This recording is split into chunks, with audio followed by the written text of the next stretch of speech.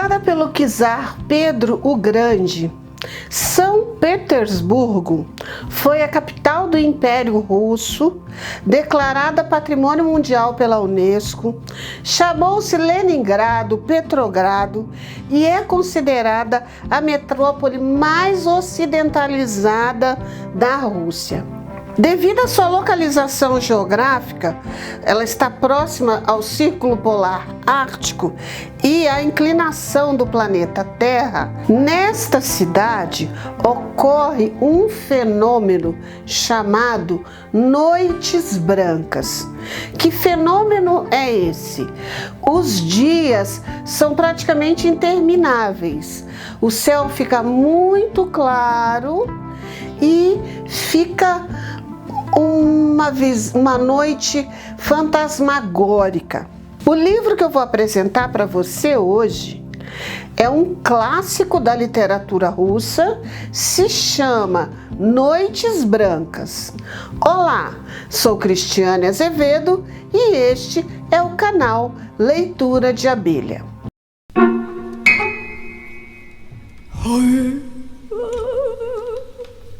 Noites Brancas foi escrita por Fyodor Dostoiévski.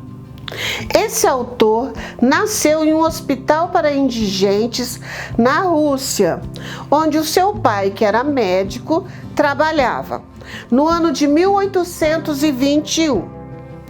Aos 16 anos, ele perdeu a mãe, que foi vítima de tuberculose. Um ano depois, ele ingressa na Escola Militar de Engenharia, em São Petersburgo. Seu pai morre de forma misteriosa. Não é misteriosa. Alguns dizem que o seu pai foi assassinado. Outros dizem que foi um acidente. Então, assim, a morte do pai de Dostoiévski não tem uma resolução clara na história. Então, em algumas biografias, a gente vai ver que ele foi assassinado, em outras que foi um acidente de caça. Então, há controvérsia sobre a morte do pai de Dostoiévski.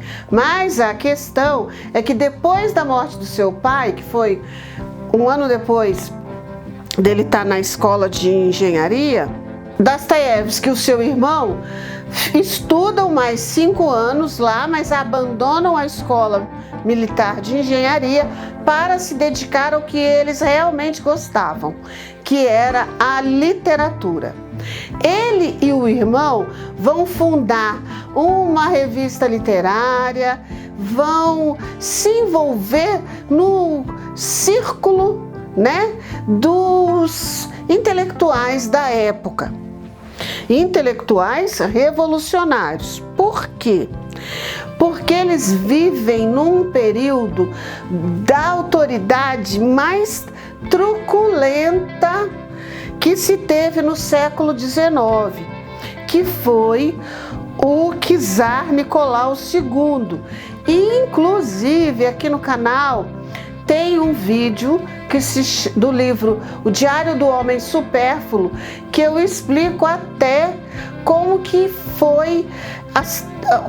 era a opressão desse czar Nicolau II. Ele botou uma vigilância muito forte em cima dos jornais, então não existia uma imprensa. E o debate filosófico, político, o debate intelectual ficou aonde? Ficou na literatura. E por conta do papel de Dostoiévski nessa questão política, ele vai ser preso, como eu disse, vai ser condenado à morte e numa reviravolta a sua pena vai ser transformada, vai ser diminuída para 4 anos de serviços forçados na Sibéria como soldado. E até a sua experiência como soldado vai fazê-lo escrever uma outra novela chamada Gente Pobre. Noites Brancas foi o último livro que ele publicou antes da sua prisão. Ele escreveu clássicos da literatura: Gente Pobre, Crime e Castigo, Os Irmãos Karamazov, Memórias do Subsolo, O Idiota, O Eterno Marido, muitos clássicos. A história Noites Brancas, a novela, ela vai se passar durante o período que ocorre esse fenômeno meteorológico.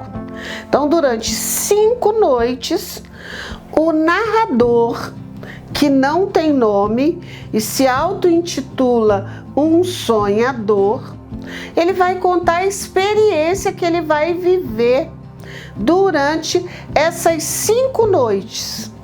Essas 5 noites que nunca chegam, esse longo dia que não termina, que ocorre em São Petersburgo. E de carona com esse fenômeno, o autor vai criar uma atmosfera fantasmagórica, lúgubre, onírica, romântica, repleta de sonho e fantasias. O narrador, que não tem nome, que se intitula um sonhador, ele trabalha e vive com sua mãe nesta cidade, São Petersburgo. Ele sai constantemente à noite e observa a paisagem daquele lugar, que ora é uma paisagem idílica, ora é uma paisagem hostil. Com as pessoas, ele apenas acena. Ele não conversa com as pessoas. Porém, com os prédios, ele estabelece um diálogo interior. Ele observa que em determinada casa as floreiras já estão florescendo, ou que os tijolos já estão ficando desbotados, uma outra janela está fechada. Ele vai traçando um diálogo, ele vai imaginando quem são as pessoas que moram naqueles prédios, naqueles lugares. E esse contraponto, paisagem hostil, paisagem acolhedora, é um recurso que o autor vai utilizar durante toda essa novela. Vai mostrar que a cidade São Petersburgo pode ser ao mesmo tempo acolhedora e hostil. O narrador, como eu disse, que se considera um sonhador, que não tem um relacionamento com ninguém, vive por conta dos seus livros. E até então, ele está muito satisfeito com a sua vida.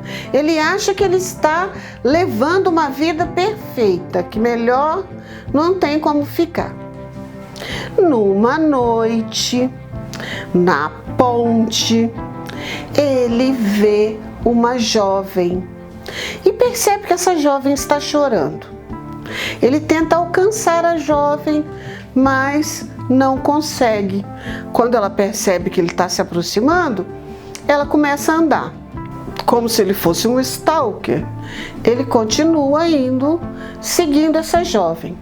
No meio do caminho, alguns rapazes começam a perturbar a mocinha. O que ele faz? Ele vira o herói. Se aproxima dela, dá o braço a ela, fala: eu vou acompanhá-la até em casa. A partir daí, ele vai estabelecer, vai travar um conhecimento com esta jovenzinha chamada Natienka. Quem é Natienka? É uma jovem de 17 anos que vive com a sua avó. A avó é cega e uma criada que é surda-muda. Por causa de uma travessura que ela fez, o que a sua avó decidiu? Ela prendeu o vestido da Natienka ao seu vestido com alfinete. Assim, a avó, que era cega, podia controlar os movimentos da pobre Natienka. Natchenka lia romances, levava sua vida tranquila e, detalhe, a avó alugava um quarto na casa. Morava um senhor que não conversava com ninguém, um velho rabugento. Esse velho se mudou, entra um outro hóspede para a casa da Natchenka, um jovem, muito educado, de boa aparência, que a avó começa a interrogar a Natchenka. Esse homem, ele é jovem?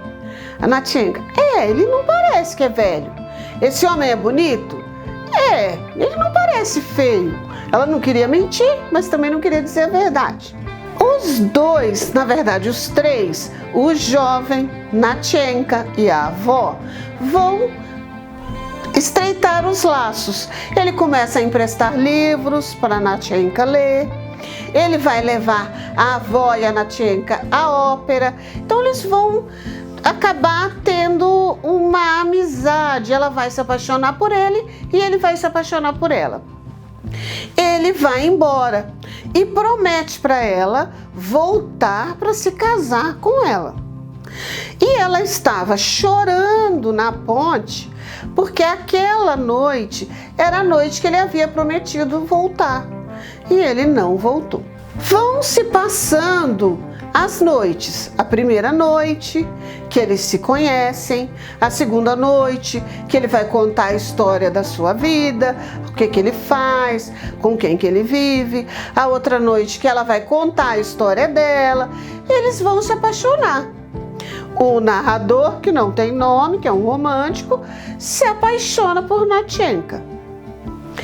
Na quinta noite, quando a história está terminando, acontece uma reviravolta. Afinal de contas, não seria uma obra de Dostoiévski se não houvesse uma reviravolta, que eu não vou te contar, você precisa ler.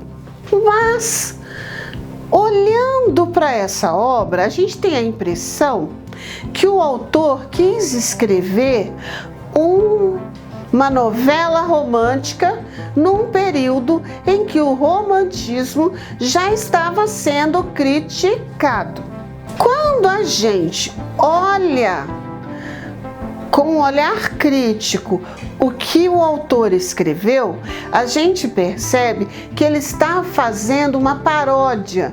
Ele, na verdade, está debochando dos autores e dos romances da linha romântica.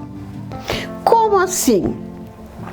É claro que a gente não vai dar gargalhadas lendo esse romance. Muito pelo contrário, a atmosfera lúgubre, a paixão que vai crescer ali, a moça que tem um noivo que foi embora e que não voltou, tudo isso não faz você rir, é claro que não. Mas o autor, ele vai aproveitar dessa estrutura para debochar. É como se ele estivesse debochando das obras e dos autores românticos daquela época. Como eu disse, este livro ele é marcado por contrapontos. Aliás, contrapontos e paródias vão marcar a fase madura desse autor. E quais são os contrapontos que a gente pode observar dentro dessa novela? Como eu já disse, a paisagem, que uma hora ela é uma paisagem idílica, outra hora ela é uma paisagem caótica. A cidade, que ora é acolhedora, ora é hostil.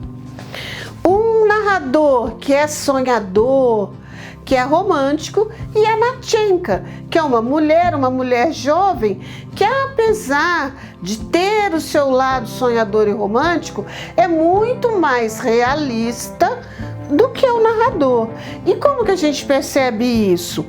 Talvez por ela ser uma pessoa mais simples, mais humilde, ela é muito mais próxima da realidade e se ajusta ao ritmo da vida do que o narrador.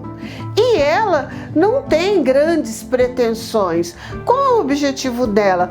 O objetivo dela é casar-se com um homem com quem ela é apaixonada, por quem ela é apaixonada. O isolamento do narrador também é um pouco autobiográfico, porque Dostoiévski, ele se sentiu assim quando deixou Moscou, a velha e querida Moscou, para ir estudar em São Petersburgo. O isolamento desse narrador anônimo pode ser comparado com o isolamento que os cidadãos, que o indivíduo do século XXI tem vivido.